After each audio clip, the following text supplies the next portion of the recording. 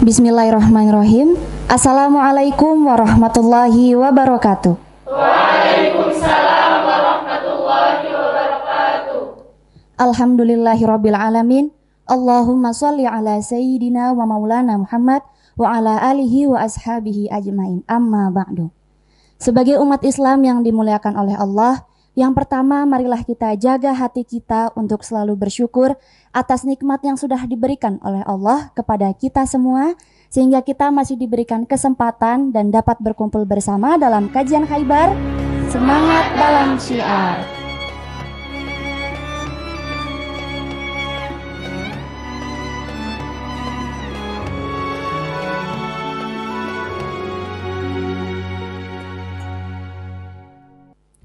Semoga salawat dan salam selalu tercurahkan kepada junjungan kita Nabi besar Muhammad SAW yang sudah berjuang membawa agama Islam dari zaman kegelapan sampai pada saat ini.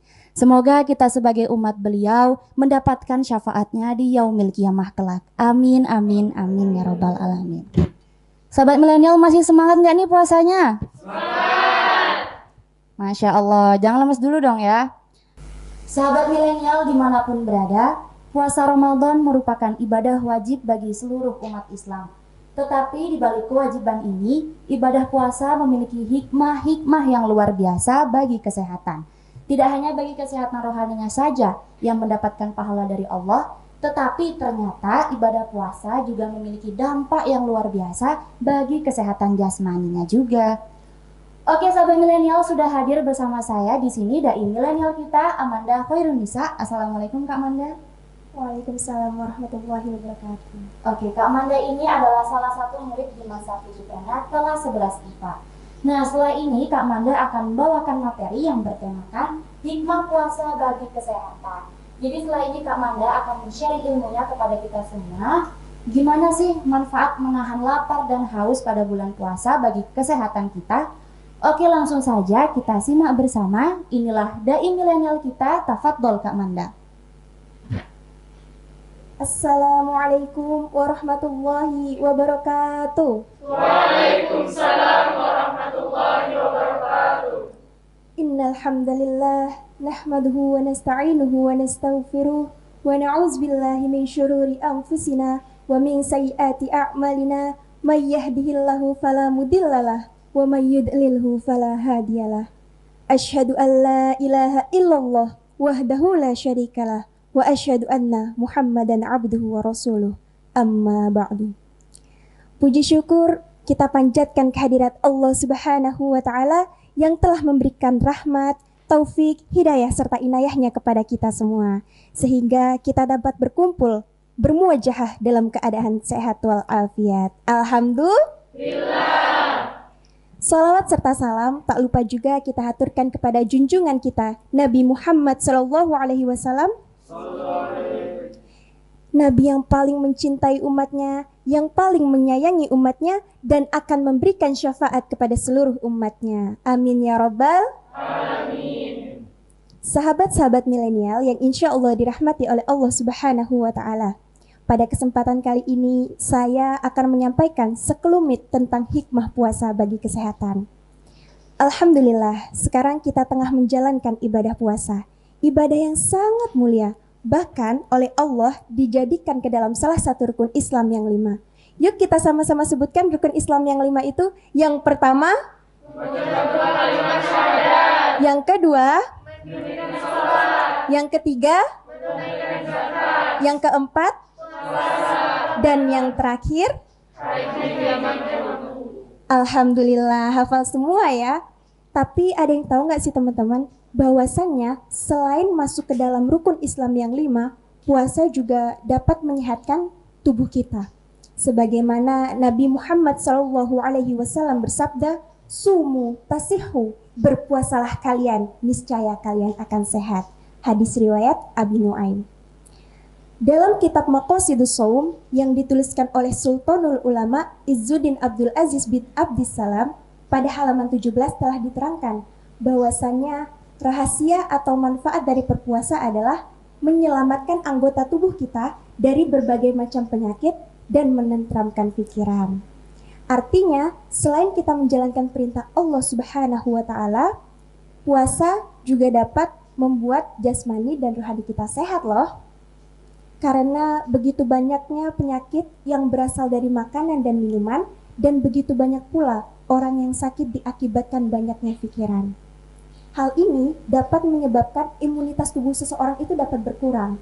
Maka, salah satu cara untuk mengembalikan kesehatan tersebut adalah dengan cara berpuasa.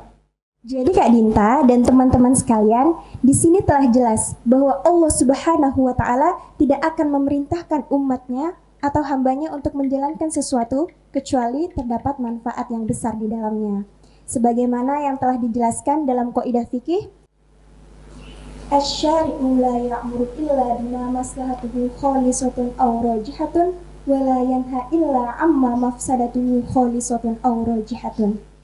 Artinya, Allah Subhanahu wa Ta'ala dan Rasul-Nya tidaklah memerintahkan sesuatu kecuali yang murni mendatangkan maslahat atau maslahatnya yang lebih dominan, dan tidaklah melarang suatu perkara kecuali yang benar-benar rusak atau kerusakannya yang lebih dominan.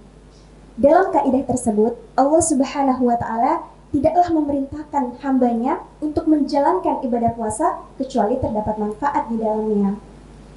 Kesehatan yang diperoleh dari berpuasa ini bukan hanya kesehatan rohani saja loh teman-teman, melainkan juga kesehatan jasmani. Jadi Kak Albinta dan teman-teman sekalian, akhir-akhir ini banyak sekali para ilmuwan atau para peneliti yang menyampaikan pendapatnya tentang manfaat puasa bagi kesehatan. Salah satunya adalah ditemukannya teori yang bernama fasting therapy.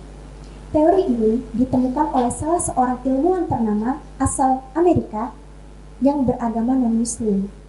Fasting therapy adalah cara menghancurkan sampah dalam tubuh, kelebihan kolesterol, minyak berlebih, dan lain sebagainya.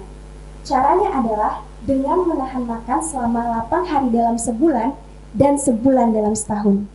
Coba deh teman-teman pikirin sama-sama. 8 hari dalam sebulan. Senin, Kamis, Senin, Kamis, Senin, Kamis, Senin, Kamis. Pas 8 hari dalam sebulan. Dan sebulan dalam setahun pas banget sama puasa Ramadan. Betul apa betul? Betul. Jadi benar-benar terbukti teman-teman sekalian bahwasannya Allah Subhanahu wa Ta'ala tidak akan mewajibkan kita untuk menjalankan perintahnya kecuali terdapat manfaat yang besar. Perintah puasa ini yang disampaikan oleh Nabi Muhammad pada 14 abad yang lalu ternyata telah banyak terbukti manfaatnya. Subhanallah, firman Allah, sanurihim ayatina, aku akan tunjukkan tanda-tanda kebesaranku melalui Muhammad sallallahu alaihi wasallam. Sahabat-sahabat milenial yang saya cintai, sebenarnya masih banyak banget nih pendapat-pendapat para ilmuwan atau pendapat-pendapat para peneliti tentang hikmah puasa bagi kesehatan. Salah satunya yang menarik, pendapat yang disampaikan oleh profesor asal Rusia yang bernama Profesor Nikoliv dalam bukunya yang berjudul Hungry for Healthy. Dalam buku tersebut, beliau menyatakan bahwasannya setiap orang harus menahan makan selama 4 minggu dalam setahun, sehingga mereka akan memperoleh kesehatan yang sempurna sepanjang hidupnya. Ini artinya pelaksanaan ibadah di bulan suci Ramadan sesuai dengan kaidah-kaidah kesehatan. Maka marilah kita jadikan puasa di bulan yang istimewa ini sebagai bentuk taqarrub ilallah atau bentuk pendekatan diri kita kepada Allah, sehingga Allah akan sehatkan jasmani dan rohani kita sebab kita berpuasa. Sebelum saya akhiri, saya ada pantun nih buat sahabat-sahabat milenial. Buah sirsak, buah markisa, biar sehat, yuk kita berpuasa. Akhirul kalam, wabillahi taufiq wal hidayah, waridha wal inayah. Wassalamualaikum warahmatullahi wabarakatuh. Waalaikumsalam warahmatullahi wabarakatuh. Masya Allah, luar biasa, menarik sekali ya pembahasan kita pada hari ini sahabat milenial. Nah, jika bisa saya ambil garis besar dari materi yang disampaikan oleh Kak Manda, bahwasanya puasa Ramadan menjadi hal yang penting untuk dipahami karena memiliki manfaat yang luar biasa bagi kesehatan. Sehingga diharapkan setelah sebulan puasa penuh nanti, sahabat milenial dan pemirsa yang ada di rumah berpuasa, bukan hanya kesehatan rohaninya saja yang meningkat dan mencapai derajat takwa, tetapi juga berdampak pada kesehatan jasmaninya juga. Bukan begitu Kak Manda? Betul sekali Kak Dinta. Oke sahabat milenial, saya lihat dari tadi kayaknya udah gak sabar ya mau nanya ke Kak Manda. Oke, langsung saja saya buka untuk sesi pertanyaan pertama. Silahkan siapa yang ingin bertanya? Oke, tafadhol kakak yang pakai gamis abu. Assalamualaikum warahmatullahi wabarakatuh. Waalaikumsalam warahmatullahi wabarakatuh. Saya Nahil ingin bertanya. Saya pernah mendengar bahwa Rasulullah SAW menganjurkan ketika berbuka puasa didahului dengan yang manis-manis. Apa sih manfaatnya untuk kesehatan? Oke, terima kasih atas pertanyaannya ya. Pertanyaan bagus banget nih. Perhatikan ya sahabat-sahabat milenial, ini ada hadis yang diriwayatkan oleh Anas bin Malik radhiyallahu anhu. Beliau berkata bahwasanya Rasulullah biasanya berbuka menggunakan rutop atau kurma basah. Jika tidak ada, beliau akan berbuka menggunakan tamar atau kurma kering. Dan jika tidak ada yang demikian, beliau berbuka dengan meminum air hingga beberapa tegukan. Nah, seperti yang sudah kita ketahui bersama, bahwasannya kurma itu memiliki sifat rasa yang manis, sehingga mayoritas ulama mengkiaskan atau menyamakan makanan dan minuman yang manis itu dengan kurma. Jika dilihat dari segi kesehatan, mengapa sih kita tuh dianjurkan untuk berbuka dengan makanan atau minuman yang manis? Jadi Kak Dinta dan teman-teman sekalian, menurut Dr. Kasim Halmar dari University of Warwick, bahwasannya ketika kita berpuasa kurang lebih selama 14 jam, otomatis tubuh kita tidak akan mendapatkan asupan cairan dan sari makanan, sehingga dapat membuat tubuh kita itu kekurangan sumber gula dalam darah dan berisiko membuat energi dalam tubuh kita berkurang. Nah, itu tuh yang menyebabkan kita tuh merasa lemas ketika jam-jam menjelang berbuka puasa. Seperti yang sudah kita ketahui bersama, bahwasannya sumber energi yang berasal dari tubuh kita itu berasal dari karbohidrat yang diubah menjadi gula oleh insulin. Maka dari itu, menurut Dr. Kasim Halmar, mengapa kita dianjurkan untuk makan dan minuman yang manis supaya dapat mengembalikan kadar insulin dalam tubuh kita sehingga dapat bekerja lebih baik lagi. Gitu. Oke, jadi sudah jelas ya sahabat milenial dan pemirsa yang ada di rumah, bahwasanya nanti dalam berbuka puasa dahulukan meminum atau memakan makanan yang manis-manis terlebih dahulu. Oke sahabat milenial, masih semangat nggak nih? Semangat. Semangat Khaybar? Semangat dan siap. Insya Allah masih semangat semua ya ternyata. Oke, langsung saja saya buka untuk sesi pertanyaan kedua. Silakan siapa yang bertanya? Oke, tafadhol kakak yang pakai kerudung. Assalamualaikum warahmatullahi wabarakatuh. Waalaikumsalam warahmatullahi wabarakatuh. Nama saya Eka Anista ingin bertanya. Secara zahiriah, orang yang sedang berpuasa pasti akan merasakan ngantuk, lemas, tidak semangat karena merasa haus dan lapar. Kira-kira di mana ya letak kesehatannya Kak Manda? Wassalamualaikum warahmatullahi wabarakatuh. Waalaikumsalam warahmatullahi wabarakatuh. Terima kasih atas pertanyaannya. Jangan salah ya sahabat-sahabat sekalian, ketika kita berpuasa, hormon seperti adrenalin dan non-adrenalin akan berkurang, sehingga tekanan darah akan menurun dengan stabil dan metabolisme akan terjaga, serta kesehatan jantung pun akan ikut sehat. Di balik rasa lapar dan haus yang kita rasakan ketika saat berpuasa, justru sistem pencernaan kita itu akan jauh lebih baik dan lebih stabil. Mengapa demikian? Ada yang tahu nggak apa kira-kira penyebabnya? Hal ini disebabkan karena proses pemecahan makanan itu akan bekerja dengan stabil dan pelepasan energi akan mengikuti pola yang seharusnya. Di sini, sistem pencernaan kita memerlukan waktu untuk merevitalisasi dan meningkatkan fungsinya kembali. Jadi jangan khawatir. Di balik rasa lapar dan haus yang kita rasakan pada saat berpuasa, pasti ada manfaatnya bagi kesehatan. Oke, terima kasih Kak Manda atas penjelasannya. Jadi sebenarnya kita kembali lagi kepada penjelasan Kak Manda di awal tadi ya, bahwasanya Allah tidak akan memerintahkan sesuatu kecuali yang mendatangkan maslahat atau maslahatnya lebih dominan. Jadi terbukti nih sahabat milenial, berpuasa itu dapat menjaga metabolisme tubuh kita. Tetapi dengan catatan semuanya dikerjakan dengan baik dan mengikuti kaidah-kaidah, ketentuan dan sunnah-sunnah yang sudah ditetapkan oleh syariat Islam. Begitu ya Kak Manda ya? Betul sekali Kak Dinta. Oke, silahkan siapa yang ingin bertanya? Oke, silahkan kakak yang pakai baju biru. Assalamualaikum warahmatullahi wabarakatuh. Waalaikumsalam warahmatullahi wabarakatuh. Saya Ferdi ingin bertanya. Baik, tadi dijelaskan selain kesehatan tubuh, puasa juga bermanfaat untuk kesehatan otak maupun pikiran. Bisa dijelaskan kembali apa kaitan antara berpuasa dengan kesehatan otak maupun pikiran?